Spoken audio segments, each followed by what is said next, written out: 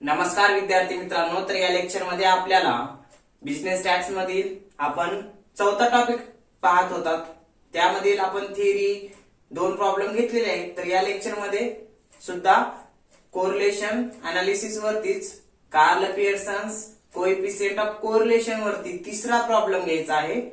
तर आता हा जो काही तिसरा प्रॉब्लेम घेणार आहात यामध्ये आपण काय करणार आहात, सोल्युशन करताना डायरेक्ट मेथडचा वापर करणार नाही, डायरेक्ट शॉर्टकट मेथडचा वापर करून किंमत काढणार आहात. आर ची मीन दोन्ही सिरीज साठी काढू, मग आर ची किंमत शॉर्टकट मेथडनं, नंतर प्रोबॅबल एरर. इथे मी सूत्र दिलेले आहेत, या सूत्राचाच वापर करायचा परीक्षेला सुद्धा.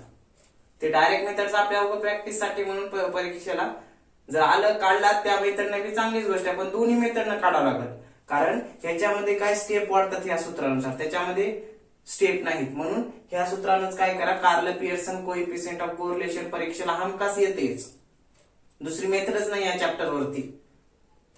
म्हणून हे सूत्र नक्की पाठ करून जावा. घ्या मग problem number 3.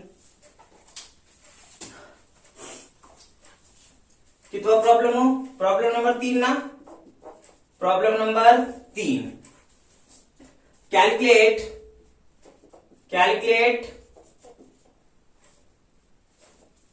the Carl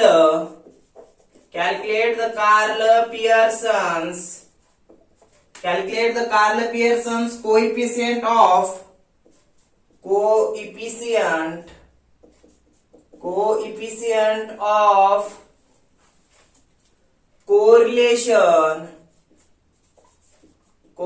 of correlation from the following. काय काय ठिकाणी डबल आर असतात बरं का, इथं को रिलेशन पण को रिलेशनच म्हणायचं तिथं, CORRELATION को रिलेशनच उच्चार करायचं. फ्रॉम द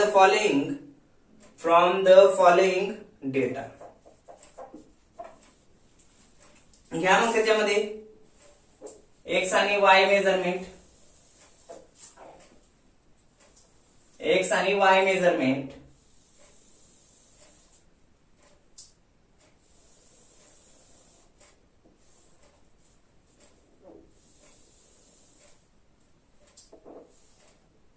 हे एक्स मेजरमेंट आणि वाय मेजरमेंट. एक्स मेजरमेंट मध्ये घ्या मग 50, त्यानंतर 50 परत 50 बरं का, 2 वेळेस 50, नंतर 55, त्यानंतर 60, त्यानंतर 3 वेळेस 65, 65, त्यानंतर 60 2 वेळेस आणि 50 मग 1 वेळेस 60 आणि त्यानंतर 50. घेतला एक्स मेजरमेंट. आता वाय मेजरमेंट सुद्धा लिहून घ्या मित्रांनो.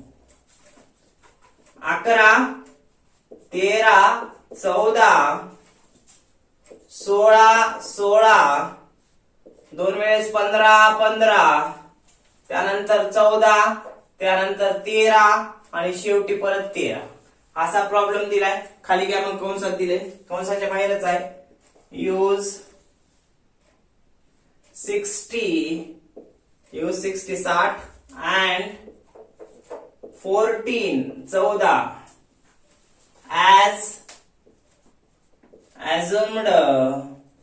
as assumed mean of x and y series. काय हो, तर use 60 and 14 as assumed mean of x and y series दिले. बरोबर, म्हणजे काय, x सिरीज साठी 60 assumed mean गृहीत माते म्हणून ठेवा म्हटले किंवा वापरा म्हटले, आणि 14 y सिरीज साठी, x साठी 60, y सिरीज साठी 14. ह्याच्या अगोदरच्या प्रॉब्लेम मध्ये 2 नंबरच्या प्रॉब्लेम मध्ये दिलं नव्हतं, म्हणून आपण मेजरमेंट मधली एक संख्या पकडली होती, तसंच वाय मेजरमेंट मधली एक संख्या पकडली होती. 1 नंबरच्या प्रॉब्लेम मध्ये दिलं होतं कंसामध्ये, म्हणून त्या संख्या आपण ठेवल्या होत्या. आता इथं पण प्रॉब्लेम मध्ये दिले, मग ह्या संख्या आपल्याला काय dx काढण्यासाठी assumed mean म्हणून x बरोबर 60 आणि y बरोबर 14 ठेवावं लागेल. घ्या मग सोल्युशन. calculate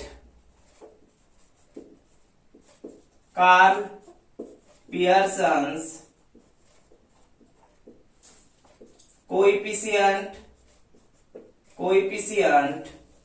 of correlation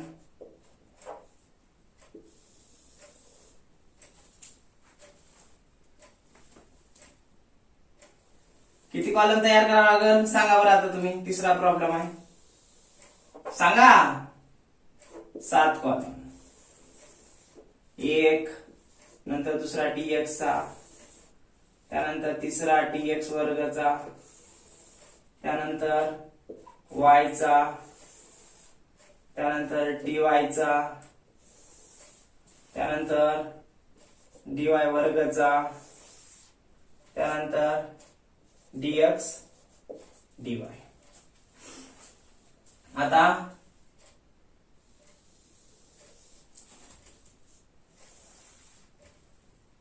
काय करावं लागेल? x बरोबर संख्या कोणती ठेवा म्हणले? x बरोबर y बरोबर बी 1 ठेवावं लागेल. dx dy कसं काढतात? dx चा इंटू dy चा गुणाकार करा, तुम्हाला dx dy मिळून जाईल. हे लक्षात.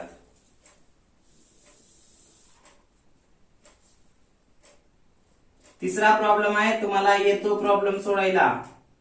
घ्या सोडून, मग चला सुरू करा तुमचं तुम्ही सोडायला. घ्या एक्स मेजरमेंट लिहून घ्या. 50, परत 50, त्यानंतर 55, त्यानंतर 60, त्यानंतर 65, त्यानंतर परत 65, त्यानंतर परत 65, त्यानंतर 60, त्यानंतर 60 आणि शेवटचं 50. घेतलात. वाय मेजरमेंट मध्ये लिहून घ्या. वाय मेजरमेंटच्या कॉलम मध्ये किती आहे? 11, त्यानंतर 13, त्यानंतर 14, त्यानंतर 16, त्यानंतर परत 16, त्यानंतर 15, त्यानंतर परत 15, त्यानंतर 14, त्यानंतर 13 आणि त्यानंतर 13. घेतल्यात लिहून. एकदा दोन्ही मेजरमेंट कन्फर्म करा. बघा, 50 50 55 60, 50 50 55 60, 65 3 वेळेस, त्यानंतर 60 60 2 वेळेस, 50. ठीक आहे. इकडं 11 13 14, 11 13 14 2 वेळेस 16, त्यानंतर 2 वेळेस 15, त्यानंतर 14 13 13. घेतलात. आता काय करा? x बरोबर कोणती संख्या ठेवा म्हणले? इथे दिले आपल्याला प्रॉब्लेमच्या खाली 60 म्हणले. 60. y मेजरमेंट मध्ये किती ठेवा म्हणले? ऍझ्युम्ड मीन म्हणून 14. घेतला. आता पुढे काय करावं लागेल आपल्याला? ह्या एक्स मेजरमेंट मध्ये संख्या घेतल्या एक्स मेजरमेंटच्या, वाय मध्ये वायच्या घेतल्या, बरोबर. आता एक्स मेजरमेंटचं टोटल करून घ्या की मग. करा टोटल, म्हणजे त्याला नाव द्या सिग्मा एक्स. करा म्हणजे सर्वांचं टोटल. 50 50 55 60 65 65 65 60 60 50 या सर्वांचं टोटल करा. 2 प्रॉब्लेम घेतले, तुम्हाला आलंच पाहिजे. तर ते टोटल किती येईल? तर ते टोटल येईल 580. बघा येते का 580? कसं? 5 आणि 5 10, 10 आणि 5 15, 15 आणि 5 20, 20 ला 0 हा 4 2, 2 आणि 2 2. मग हे 5 10 15 21, 21 आणि 2 23, 23 आणि 6 29, 29 आणि 6 35, 35 आणि 6 41, 41 आणि 6 47, 47 आणि 6 किती? 53, 53 आणि 5 58. किती आलं? एक्स मेजरमेंटची टोटल आहे 580. एकूण संख्या मोजा. n बरोबर 1 2 3 4 5 6 7 8 9 10. n बरोबर 10. ओके. आता काय करा? x बरोबर आपल्याला संख्या सांगितल्या 60 ठेवा म्हणून. ठीक आहे. त्यामधून काय करा? मेजरमेंट मधल्या संख्या वजा करून घ्या. घ्या मग वजा.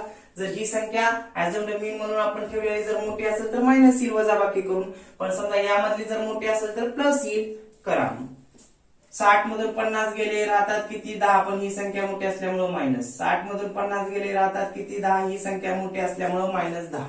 त्यानंतर 60 मधून 55 गेले, ही संख्या मोठी असल्यामुळे किती राहतात? 5. मायनस 5. त्यानंतर 60 मधून 60 गेले राहतात किती? 0. मायनस देण्याची आवश्यकता नाही. 60 मधून 65 जातात का? जात नाहीत. पण 65 मोठा आहे म्हणल्यावर इथं प्लस येईल. 65 मधून 60 गेले राहतात 5. 65 मधून 60 गेले राहतात 5. परत 65 मधून 60 गेले राहतात 5. पण कोणते? प्लस मध्येच राहतील, कारण या संख्या मोठी आहे. त्यानंतर 60 मधून 60 गेले राहतात किती 0 0, 60 मधून 60 गेले राहतात किती 0 0, 60 मधून 50 जातात, ही संख्या मोठी असल्यामुळे -10 येईल. आलं लक्षात. आता मायनस मायनस ची बेरीज करा, प्लस प्लस ची बेरीज करा, घ्या मग करू. मायनस ची किती होईल 10 आणि 10 20, 20 आणि 5 25, 25 आणि 10 35. मायनस ची किती आली -35. प्लस ची करा 5 5 आणि 5 10, 5 आणि 10 आणि 5 15 बरोबर. तर किती आलं -35 मधून 15 वजा करा, -20 येईल का हो? -20 येईल. सिग्मा dx याला नाव काय देतो मग आपण, नाव देऊन टाकायचं, इथे लिहितो सिग्मा dx बरोबर मायनस किती 20, इथे लिहिले सिग्मा dx. काढून घेतला dx. आता काय करा मग, dx वर्ग काढून घ्या. dx वर्ग कसा काढतात माहित आहे ना तुम्हाला. dx वर्ग म्हणजे ह्या संख्यांचा वर्ग करा. ह्या संख्यांचा वर्ग कसा करतात, ह्या संख्येने ह्या संख्येला गुणलं की वर्ग मिळतो. घ्या मग वर्ग काढून. 10 चा वर्ग 100. पण एक लक्षात ठेवा, मायनस संख्येचा वर्ग करू किंवा प्लस संख्येचा वर्ग करू आपण, काय होतो प्लसच होतो. म्हणून 10 चा वर्ग 100, परत या 10 चा वर्ग 100, 5 चा वर्ग 25, 0 चा वर्ग 0, 5 चा वर्ग 25, 5 चा वर्ग 25, 5 चा वर्ग 25, 0 चा वर्ग 0, ह्या 0 चा वर्ग 0, ह्या 10 चा वर्ग 100. सर्व संख्या प्लस मध्ये आल्या. तिसरा प्रॉब्लेम आहे, तुम्हाला हे सर्व आलंच पाहिजे आता बरं का. तुम्ही जेवढी प्रॅक्टिस घरी करताल तेवढं तुम्हाला सोपं जाईल. नसता इथं सर सांगाले इथं समजते, पण जर तुम्ही नंतर वही जर ओपन करून पाहत नसताल तर तुम्हाला ते प्रॉब्लेम तात्पुरता येतो, नंतर विसरून जातो. म्हणून तुमच्या सोयीनुसार युट्यूबला लेक्चर आहे, इथं सेपरेट फोल्डर तयार केले म्हणलं मी, न्यू प्लेलिस्ट म्हणून. त्याच्यामध्ये सर्व स्टॅटचे लेक्चर मी सांगितलं सकाळी अगोदरच्या लेक्चर मध्ये, ते बघा मग तुम्ही. हे केला, ह्या सर्वांची बेरीज करून घ्या. घ्या मग बेरीज.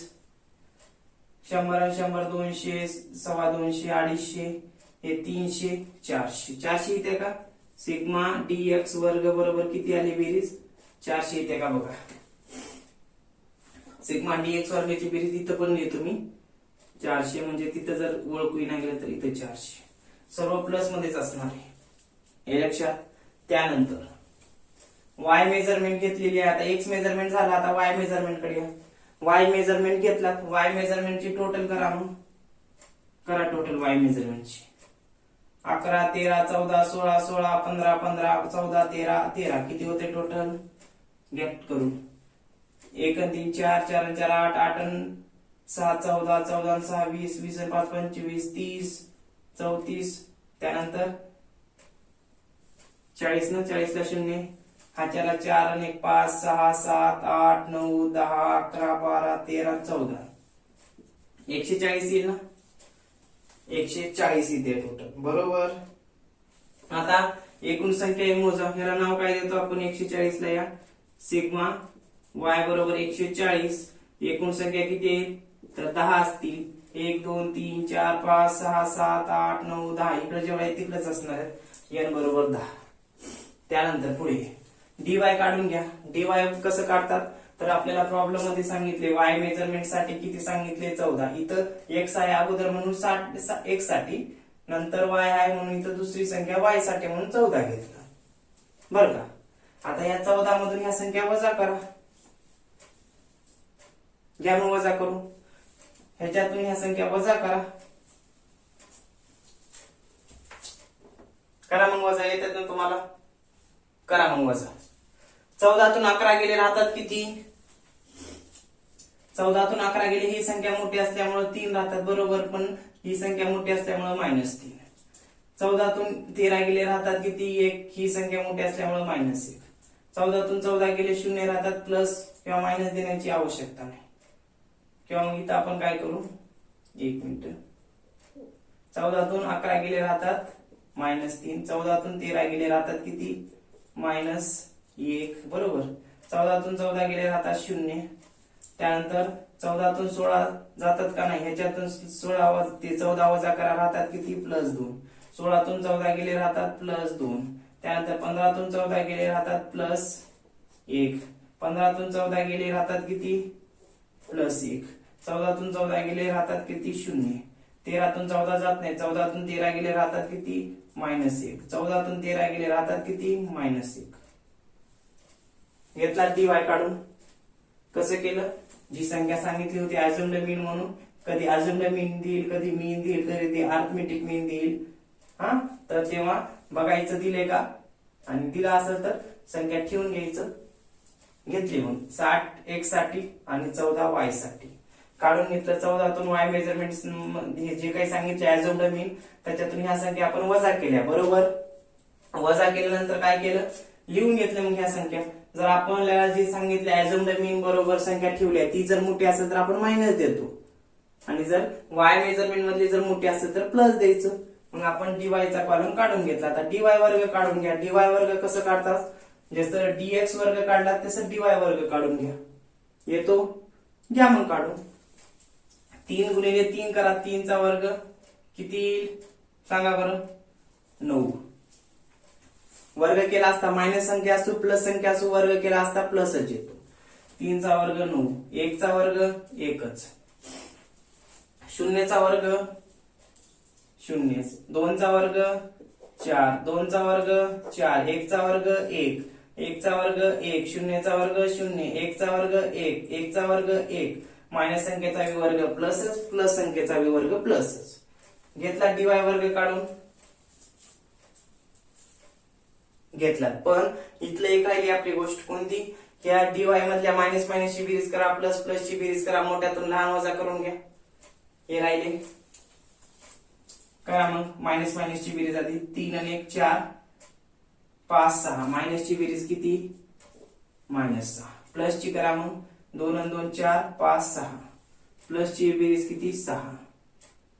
किती आलं मग 0 0 आलं का, काय आलं dy, इथे लिहितो सिग्मा dy बरोबर किती आलं 0 आलं. बरं का 0 आलं, मायनस मायनस ची बेरीज पण किती आहे -3 -1 4, आणि इथे एक -5, इथे एक -6. बरोबर, म्हणजे एक एक आहेत ना, 1 2 3 आणि ते 3 किती 6 होतात. मायनस ची बेरीज आली 6, प्लस ची करा 2 2 2 4 5 6, 6 आली, प्लस ची लिहिली, मग वजा केली 0 आलं. आता dy पण काढलं, dy वर्ग पण काढलं. बरोबर, dy वर्गाचं टोटल करून घ्या. मग dy वर्गाचं टोटल करा. कसं करता टोटल, 9 1 10 10 4 14 14 4 18 19 20 21 22. बरोबर, किती येले 22 येले का. dy वर्गाचं टोटल, लहान संख्या आहेत म्हणून इथं बेरीज करायला अडचण नाही. dy वर्गाचं टोटल आलं 22, हे लक्षात. त्यानंतर झालं मग dx काढलं, dx वर्ग काढलं, dy काढलं, dy वर्ग काढला. आता dx dy काढून घ्या. कसं काढतात, त्या dx चा गुणाकार dy सोबत करा, तुमचं dx dy येईल. इथे लिहिले आपण dx × dy म्हणजे dx dy येईल, हे लक्षात. पण हे करताना एक लक्षात ठेवावं लागेल बाब, कोणती, इथे लिहू का, सर्कल करतो, मायनस इंटू मायनस बरोबर प्लस, प्लस इंटू प्लस बरोबर प्लस, मायनस इंटू प्लस बरोबर मायनस, प्लस इंटू मायनस बरोबर मायनस. हे लक्षात ठेवा. कधी, गुणाकार, हे लक्षात. आणि जर बेरीज वजाबाकी जर असेल तर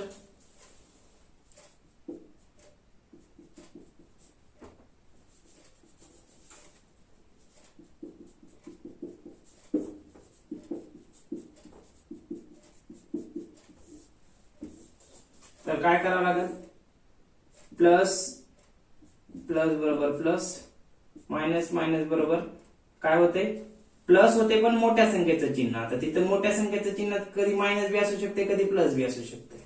plus minus minus minus plus minus, हे लक्षात ठेवा बर का. आता या मग इकडं, हे खाल्लं कशासाठी आहे, बेरीज वजाबाकी हे गुणाकाराच्या वेळेस. घ्या मग dx dy काढून घ्या. dx dy कसं काढतात, dx आणि dy चा गुणाकार करायचं. करा मग -10 चा गुणाकार -380 करा. पण आधी बघा, मायनस आणि हे मायनस काय होते, मायनस मायनस प्लस, इथं दिले मायनस गुणिले मायनस प्लस होते, घेतलं. मग 10 त्रिक 30. त्यानंतर -10 -1 मायनस मायनस प्लस, असंच करायचं व्यवस्थित. आपण जेवढं सावकाश गेलात ना तसंच पेपरमध्ये व्यवस्थित सोडायचं. एकदा का प्रॅक्टिस झाली तुम्ही मग प्रॉब्लेम सोडू शकता 25 मिनिटांमध्ये. फक्त आधी समजून घ्या. मायनस मायनस प्लस 10 एक 10. -5चा आणि 0चा गुणाकार केला किती, मायनस बी दिला तरी बी 0 0 येणार आहे आणि प्लस बी दिला तर 0 0. 5 न 0 ला गुणलं 0 झाला. त्यानंतर 0 न 2 ला गुणा किती येणार आहे, 0 येणार आहे. 5 न या 2 ला गुणा प्लस प्लस प्लसच होते म्हणलं, इथं सांगितले प्लस गुणिले प्लस बरोबर प्लसच. 5चा गुणाकार 2 सोबत केला किती आलं, 10 आला. 5चा गुणाकार 1 सोबत करा किती आलं, +5.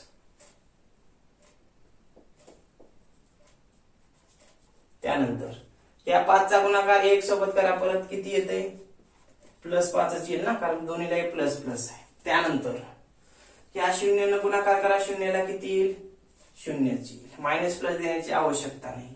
ह्या 0 न काय करा, -1 ला गुणा, काय येईल, 0 येईल. कारण का मायनस न म्हणजे 0 न कोणत्याही संख्येला गुणलं किंवा मग 0 ला कोणत्याही संख्येनं गुणलं किंवा मग भागलं तर काय येते, 0च येते, म्हणून 0.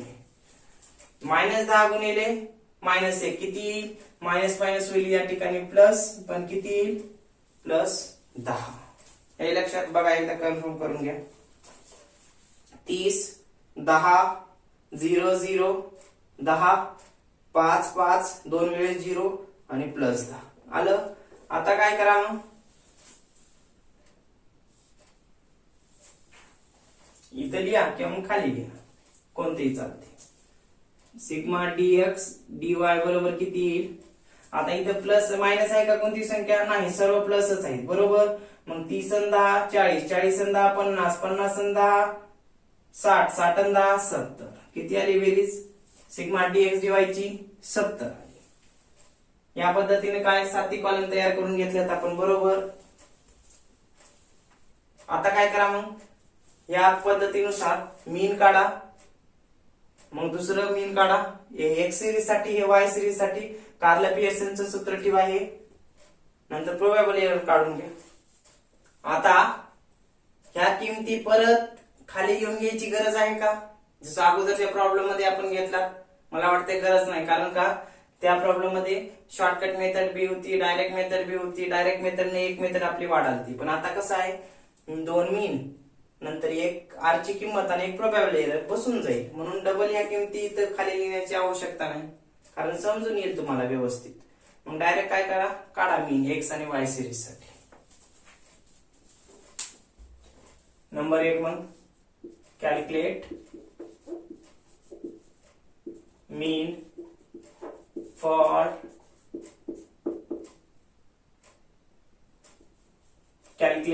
फॉर एक्स सिरीज, बरं का, घ्या काढून. काय मीनचं सूत्र, पहिल्या मेजरमेंट साठी A is equal to sigma X upon N.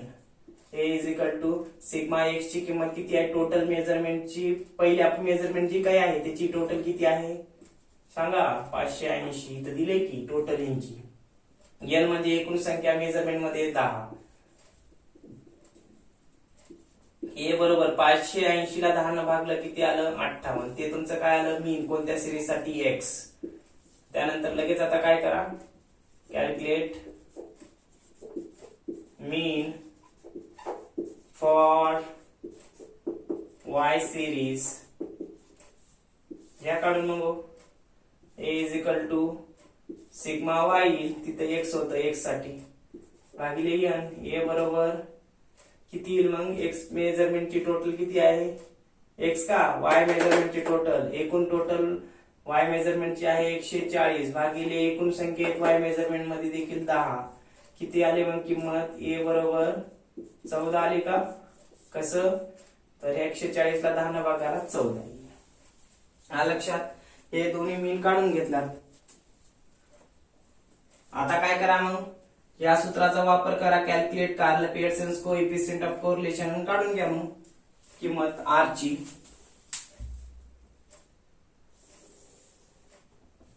इथं number 3 calculate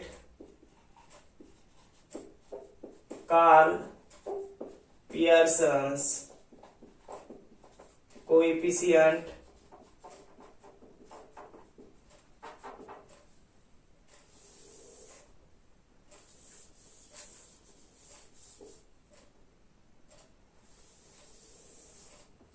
Karl Pearson's coefficient of correlation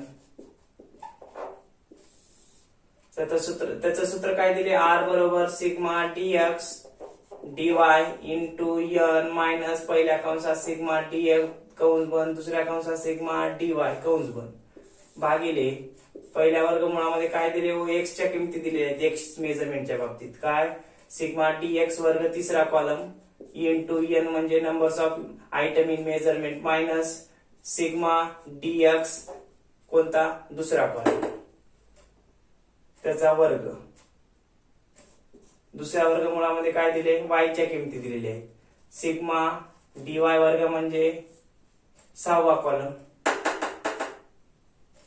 into n म्हणजे numbers of item in y measurement आणि त्यानंतर कितवा कॉलम पाचवा कॉलम काय सिग्मा dy कंस बंद कंसाचा वर्ग बरं काय कंसाचा वर्ग आहे आता सूत्रात किमती ठेवा R बरोबर सिग्मा dx dy किती आहे किंमत शेवटच्या कॉलमची किंमत आली आहे 70 इंटू n ची किंमत काय आहे मेजरमेंट मध्ये दोन्ही कडे 10च आहेत सिग्मा dx किती आलाय कितवा तिसरा कॉलम किती आहे बघा तिसरा का दुसरा सिग्मा dx प्लस प्लस ची बेरीज केली प्लस 15 आली मायनस मायनस ची केली मायनस 35 आली मायनस 35 मधून 15 वजा केल्यानंतर मायनस 20 राहतात ते मायनस 20 ठेवा मग कंसात मायनस 20 इंटू दुसऱ्या कंसात सिग्मा dy ठेवा dy म्हणजे जे काही पाचवा कॉलम असेल तो पाचवा कॉलम त्याच्यात मायनस मायनस ची बेरीज केली मायनस 6 ची येईल प्लस प्लस ची केली ती पण प्लस 6 येईल त्याच्यातून प्लस मधून मायनस वजा केलं तर 0 येईल 0 ठेवून टाकायचे त्यासमोर इथं ठेवतो 0 त्यानंतर पुढं भागिले पहिल्या वर्गामध्ये x च्या किमती ठेवा मग सूत्रानुसार सिग्मा dx वर्ग म्हणजे तिसरा कॉलम टोटल किती आहे त्याची 400 बरोबर इंटू n म्हणजे x मेजरमेंट मध्ये संख्या किती आहे 10 मायनस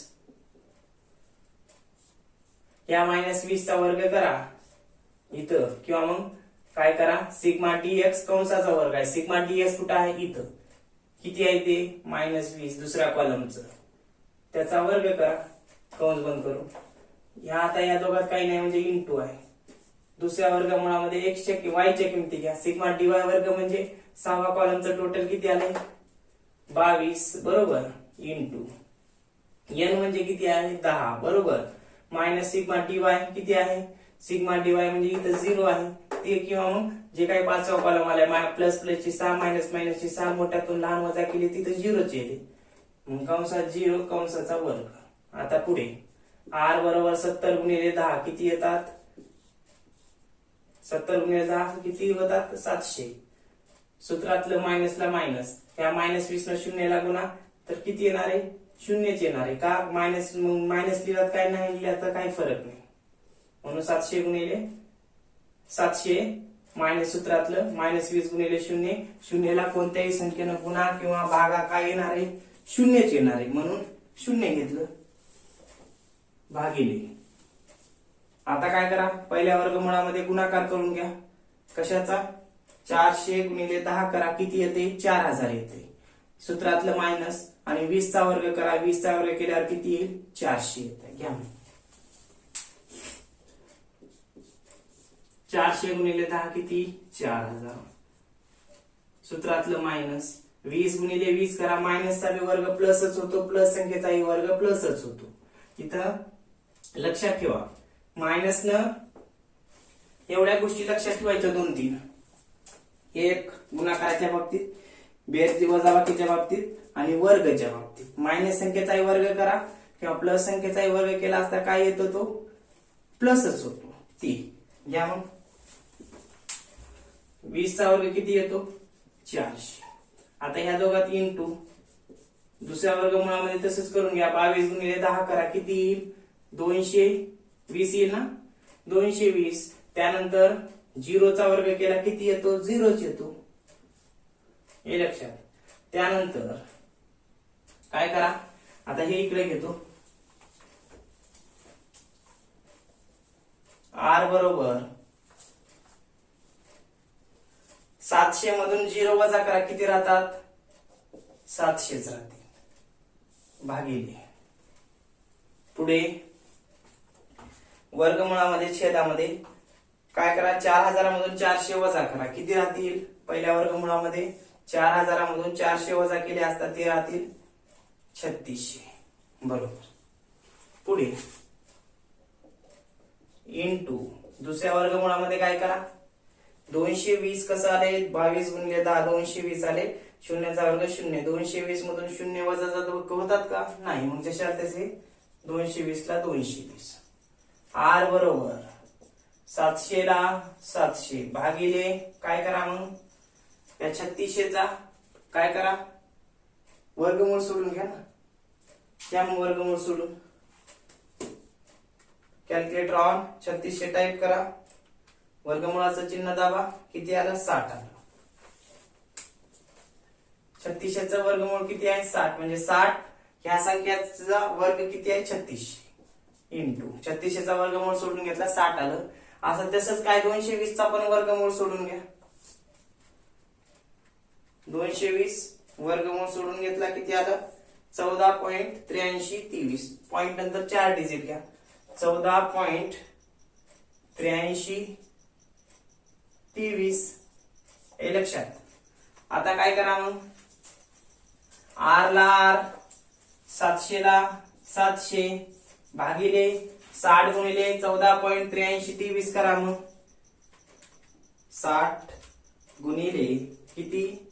14.8323 ना, 14.8323 किती आलं ते?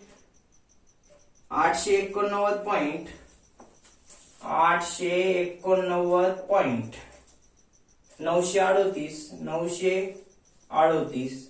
r बरोबर 700 ला डायरेक्ट 889.938 न भाग झाला, हे लक्षात. आता ह्याच्या पुढे 4 डिजिट घेण्याच्या ऐवजी एवढंच आले तर तेवढं घेतलं आपण, 889.938 एवढंच आले तर तेवढंच घेतलं जशा तसं. ह्याच्या पुढे काही नाही ना, म्हणजे 0 राहते बरं का. मग 700 ला 889.938 न भाग झाला, 700 भागिले किती आहे? 889.938 किती येईल? 0.7865 येईल, 0.7865, 0.7865 हे काय येईल? तुमची r ची किंमत येऊन जाईल, किती? 0.7865. बघू पुस्तकात आले का तेवढं, 0.7865. ठीक आहे, काही अडचण नाही. आता काय करा मग विद्यार्थी मित्रांनो, ही किंमत आली, ह्याच्या पुढे पण पॉइंट आहेत, पॉइंटच्या पुढे भरपूर आहेत संख्या, 2-3 आणखी संख्या आहेत. किती आहेत बघा? 0.7865, 71, 64, 88, 1 एवढे आहेत. पॉइंट नंतर फक्त काय करा, आपण 4 डिजिट घ्या, सांगितले आधी 4 डिजिट घ्या. मग हे झाली r ची किंमत.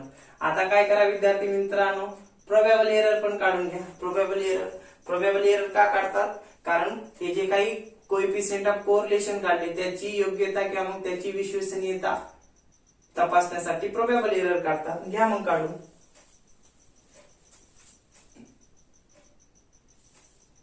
नंबर किती आता? 4 का हो? 1 2 3 आणि हे 4 प्रोबॅबल एरर. घ्या मग प्रोबॅबल एरर, कॅल्क्युलेट प्रोबॅबल एरर. सूत्र काय दिले हो त्याचं? सूत्र दिलं असेल P बरोबर 0.6745 कॉन्स्टंट किंमत आहे बरं का. हे इथं मग 1 मायनस कंसात r चा वर्ग भागिले वर्गमुळामध्ये n असं सूत्र आहे का बघा इकडं. 0.6745 1 मायनस कंसात आर आर चा वर्ग कंस बंद करून आणि वर्गमुळात n किमती ठेवा मग पी ला पी बरोबर 0.6745 ला कॉन्स्टंट किंमत. आता इथं काय राहिना म्हणजे काय इंटू राहते इंटू देतो. आता 1 ला 1 मायनस आर ची किंमत किती आल्या 0.7865 घ्या मग कंसात 0.7865 भागिले वर्गमुळामध्ये n आहे. n म्हणजे काय total numbers of item in measurement 10 आहेत. मग किती n बरोबर वर्गमुळामध्ये 10. त्यानंतर p बरोबर 0.6745 ला 45 इंटू 1 मायनस ह्याचा वर्ग करावा लागेल बरं का. इथं वर्ग द्यायचा आहे. वर्ग द्या 0.7865 चा वर्ग का कसं करतात वर्ग त्या संख्येला त्या संख्येला गुणलं की वर्ग भेटतो. घ्या मग वर्ग करू 0.7865 गुणिले 0.7865 किती येईल 0.6185 करून बघा तुम्ही पण 0.6185 येईल. हे लक्षात किती आलं 0.6185 कन्फर्म करा बरं का कारण मिस्टेक झाली तर परत आन्सर चुकल. 0.7865 गुणिले 0.7865 किती आलं 0.6185. त्यानंतर हे वर्गमुळामध्ये 10 वर्गमूळ सोडून घ्या मग तिथं मग कॅल्क्युलेटर वरती टाइप करा 10 वर्गमुळाचं चिन्ह प्रेस करा वर्गमूळ सोडून घ्या. किती आलं ते 3.1622 येईल. आता काय करा मग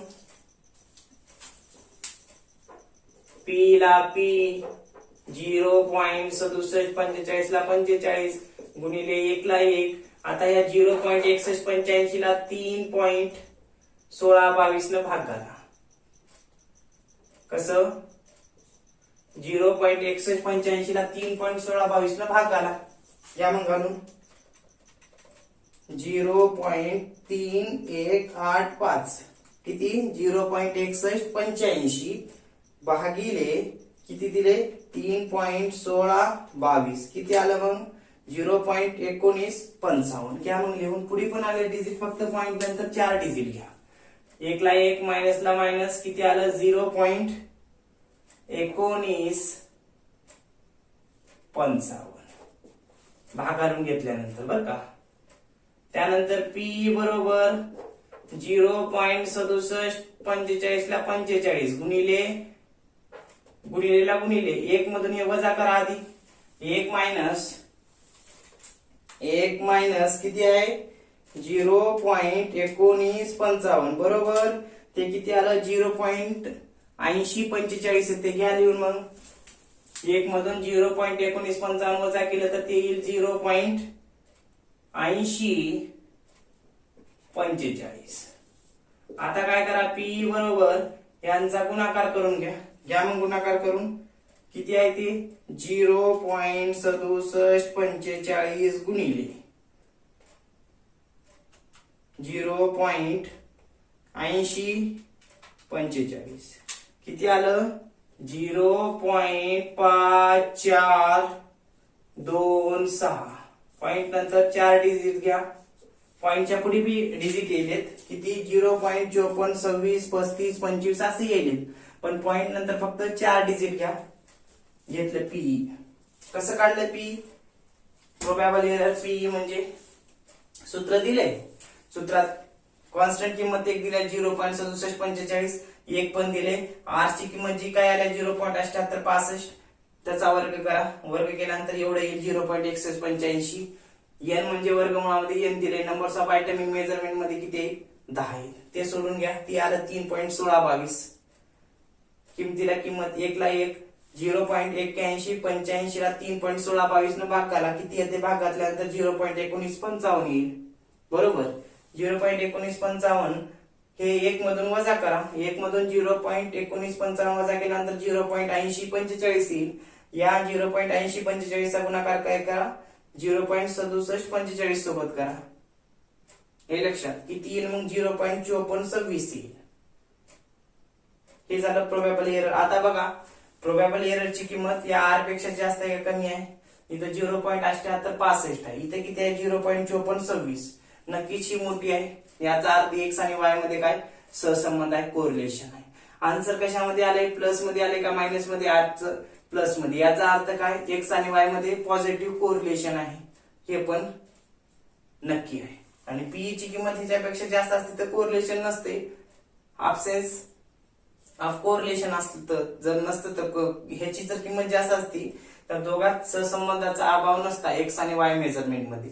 पण आर ची किंमत ह्या पीई पेक्षा जास्त आहे म्हणजे एक्स आणि वाय मध्ये सहसंबंध आपल्याला आहे असं सांगता येऊ शकतो. आता इथे शेवटी घ्या मग लिहू, इथेही घेतला असला तर काय अडचण नव्हतं.